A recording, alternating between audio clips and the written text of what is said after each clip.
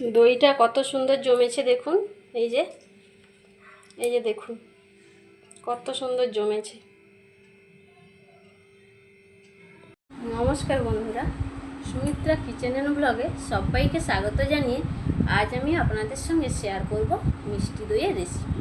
এই মিষ্টি দইটা আমি মিষ্টির দোকানে যে সাদা প্লাস্টিকের ডাব্বাগুলো পাওয়া যায় ওইগুলোতে আমি বানাবো বাড়িতে খুব সহজভাবে। তো আমি আজকে এমন একটা জিনিস মেশাবো যেটা মেশালে যে কখনো কোনো দিন দই বসায়নি সেও একবার দেখাতে খুব সহজভাবে দইটা বসাতে পারবে বাড়িতে। তো চলুন আমি কিভাবে দইটা বসাই আপনারা প্রথম থেকে শেষ পর্যন্ত ভিডিওটা দেখতে থাকুন। আমি খুব সহজভাবে স্টেপ বাই স্টেপ আপনাদের দেখিয়ে দেব। তো আপনারা সঙ্গে থাকুন, পুরো ভিডিওটা প্রথম থেকে শেষ পর্যন্ত দেখতে থাকুন। আশা করি আপনাদের খুব ভালো লাগবে। তো চলুন রেসিপিটা শুরু। মিষ্টি দই বসানোর জন্য প্রথমে আমি যেটা করব, দেখুন এই যে একটা 200 গ্রাম দই প্যাকেট নিয়েছি, টক দইয়ের প্যাকেট। তো এখান থেকে আমি 100 গ্রাম নিয়ে নেব। এই যে একটা ছাঁকনি নিয়েছি, ছাঁকনির মধ্যে 100 গ্রাম টক দই আমি নিয়ে নেব। জল ঝরাতে দিয়ে দেব। প্রথমে বাটির উপরে ছাঁকনিটা বসিয়ে দিয়েছি, দইয়ের মধ্যে যে জলটা আছে ওই বাটিতে থেকে যাবে। এখন আমি পরের স্টেপে চলে যাব। দইটা যদি ফ্রিজের মধ্যে রাখেন তাহলে দইটা বসানোর আধ ঘন্টা আগে ফ্রিজ থেকে বের করে রাখবেন। কড়াইয়ের মধ্যে আমি 1 কেজি দুধ নিয়ে নিয়েছি। অনবরত এইভাবে নেড়ে নেড়ে আমি দুধটাকে ভালো করে জাল করে নেব। আমি প্যাকেট দুধ নিয়েছি, আপনারা গরুর দুধ বা গুঁড়ো দুধ দিয়েও দইটা বসিয়ে নিতে পারেন। অনবরত এইভাবে নাড়তে হবে যেন দুধের মধ্যে কোনো সর না পড়ে। এখন আমি এখান থেকে 2 হাতা দুধ তুলে নিচ্ছি। দেখুন বাটির মধ্যে যে দুধটা তুলে রেখেছিলাম, এখানে একটা 10 টাকা প্যাকেট গুঁড়ো দুধ নিয়েছি, এটা দিয়ে দেব।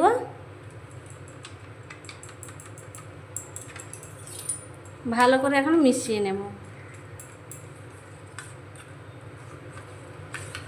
গুঁড়ো দুধটা দিয়ে এই দেখুন ভালো করে আমি মিশিয়ে নিয়েছি। এখন এটা এক সাইডে সরিয়ে রাখবো। 1 কেজি দুধ আছে, এই 1 কেজি দুধকে আমি ফুটিয়ে 750 গ্রাম করে নেব। এই দুধের মধ্যে এখন 3টে এলাচ ফাটিয়ে দিয়ে দেব। এই যে দেখুন 3টে এলাচ ফাটিয়ে নিয়েছি, দিয়ে দিচ্ছি। অনবরত এইভাবে নাড়তে থাকবো। একেবারে দুধের মধ্যে সর যেন না পড়ে সেটা ভালো করে খেয়াল রাখতে হবে। আজকে আমি একেবারে প্লেন সাদা মিষ্টি দই বানাবো। আপনারা যদি ক্যারামেল করতে চান তাহলে একটু ক্যারামেল করে নিতেও পারেন। এমন একটা জিনিস মেশাবো যেটা মেশালে যে কখনো কোনো দিন দই বসায়নি সেও কিন্তু একবার দেখলে খুব সহজে বাড়িতে দইটা বানিয়ে নিতে পারবে। অনবরত নাড়াচাড়া করে দেখুন দুধটা কিন্তু অনেকটা কমে এসছে। আমি বাটিতে যে 10 টাকা দামে প্যাকেট 1 প্যাকেট গুঁড়ো দুধ গুলে রেখেছিলাম এইটা দিয়ে দিচ্ছি। গুঁড়ো দুধটা আমি দিয়ে দিয়েছি, আবারও আমি এইভাবে নাড়তে থাকবো। গুঁড়ো দুধটা দেওয়ার ফলে মিষ্টি দইটা কিন্তু খেতে খুবই ভালো লাগবে। গুঁড়ো দুধটা দিয়ে আমি কিছুক্ষণ ফুটিয়ে নিয়েছি। এখন দিয়ে দেব চিনি। আমি 1 বাটি চিনি দিচ্ছি। আবারও আমি এইভাবে নাড়তে থাকবো। চিনিটা আপনারা আপনাদের পরিমাণ মতো দেবেন, যে যেমন মিষ্টি খেতে পছন্দ করেন সেই হিসেবে কিন্তু চিনিটা ব্যবহার করবেন। মিষ্টি দই বসালে এলাচ এবং গুঁড়ো দুধটা অবশ্যই দেবেন। এলাচ আর গুঁড়ো দুধ দেওয়ার ফলে দইয়ের টেস্টটা অনেক গুণ বেড়ে যাবে। 1 কেজি দুধকে আমি 750 গ্রাম করে নিয়েছি। আমি আপনাদের আগেই বলেছিলাম যে এমন একটা জিনিস মেশাবো যেটা মেশালে যে কখনো কোনো দিন দই বসায়নি সেও কিন্তু একবার দেখে খুব সহজে বানাতে পারবে।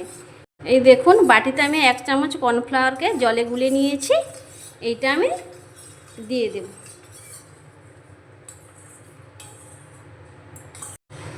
আমি আরও 1 থেকে 2 মিনিট এইভাবে নাড়াচাড়া করে ফুটিয়ে নেব। কর্নফ্লাওয়ারটা দিয়ে আমি 1 থেকে 2 মিনিট ফুটিয়ে নিয়েছি। দেখুন আগের থেকে কিন্তু দুধটা অনেকটা ঘন হয়ে গেছে। এখন আমি কড়াইটা নামিয়ে নেব। দেখুন কড়াইটা আমি কিন্তু নামিয়ে নিয়েছি। দুধটা আমি অনবরত এইভাবে নাড়াচাড়া করে ঠান্ডা করে নেব। পুরোপুরি ঠান্ডা করলে চলবে না, কিন্তু একটা আঙ্গুল ঢুকিয়ে রাখতে পারা যায় এমন ঠান্ডা করে নিতে হবে। এটা ওদিকে ঠান্ডা হতে থাক, আর আমি এদিকে এই যে টক দইটা আমি জল ঝরতে রেখে দিয়েছিলাম, এটা বাটির মধ্যে ঢেলে নেব। দইটাকে ভালো করে ফেটিয়ে নিতে হবে। এটা প্রায় অনেকটা ঠান্ডা হয়ে এসছে। এখন এখান থেকে আমি 1 চামচ মতো দুধ তুলে নিচ্ছি। আর এই যে টক দইটা ফেটিয়ে রেখেছিলাম, এখান থেকে একটু নিয়ে এই বাটির মধ্যে দিয়ে দেব, যে মিশিয়ে দেখব যে ঠিকঠাকভাবে হয়েছে কিনা। এখন মিশিয়ে নিয়েছি, একেবারে ছানা কাটা কাটা হয়নি, খুব সুন্দরভাবে মিশে গেছে। দেখানোর কারণ যারা কখনো কোনো দিন দই বসায়নি তারা এইভাবে কিন্তু চেক করে নিতে পারেন। কারণ দুধটা যদি অতিরিক্ত গরম থাকে, যদি টক দইটা মেশানো হয়, তাহলে কিন্তু দুধটা কেটে ছানা হয়ে যেতে পারে। তার জন্য আমি এই স্টেপটা দেখালাম আপনাদের। এখন আমি দুধের মধ্যে যে ফেটিয়ে রেখেছিলাম টক দইটা, ওইটা দিয়ে দেব।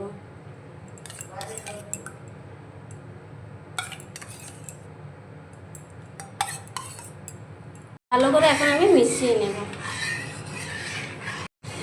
দেখুন খুব সুন্দরভাবে কিন্তু আমি দইটা মিশিয়ে নিয়েছি।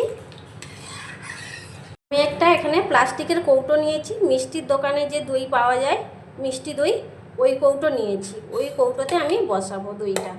তো এক্সট্রা যে আমি দইটা রেখেছিলাম এখানে, এই পাত্রে যে বসাবো এতে দিয়ে দিলাম। ভালো করে এখন এই পাত্রের গায়ে লাগিয়ে নেব।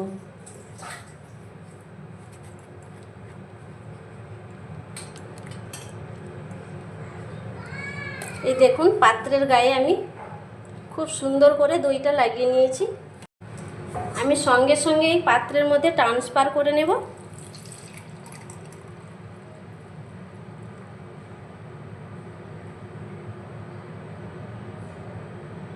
পুরোটা ভরে নিয়েছি পাত্রের মধ্যে। উপর থেকে আমি চাপাটা লাগিয়ে নিলাম। এখন এই পাত্রটাকে আমি একটা বেডশিট ভালো করে ঢাকিয়ে নেব।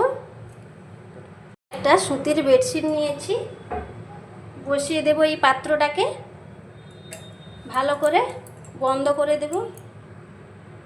চারপাশ মুড়িয়ে নেব এইভাবে। বেডশিটটা পুরো মুড়িয়ে নিলাম। এবার ঘরের যে জায়গায় সবচেয়ে বেশি গরম, সেইখানে আমি সারা রাত রেখে দেব। বেডশিট মুড়ি দিয়ে আমি সারা রাত এইভাবে রেখে দিয়েছিলাম। ঢাকনাটা এখন খুলে নিচ্ছি। এই দেখুন কত সুন্দর জমেছে দইটা। আজকের রেসিপি যদি ভালো লাগে, লাইক, কমেন্ট, শেয়ার, সাবস্ক্রাইব করে পাশে থাকবেন। রেসিপিগুলো বন্ধুদের মধ্যে বেশি বেশি করে শেয়ার করবেন। নিত্য নতুন রেসিপি পেতে অবশ্যই চ্যানেলটিকে সাবস্ক্রাইব করে পাশে থাকবেন। দইটা আমি আপনাদের কেটেও দেখাচ্ছি।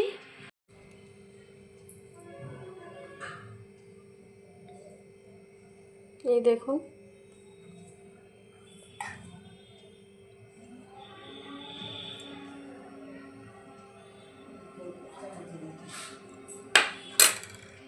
দেখুন একেবারে কিন্তু জল ছাড়েনি।